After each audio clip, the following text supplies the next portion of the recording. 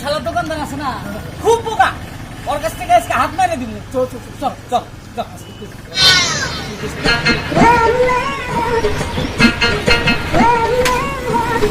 দাদা, ও বিস্কুট কত করে? 10 টাকা। 10 টাকা? দুটো দেন, দুটো।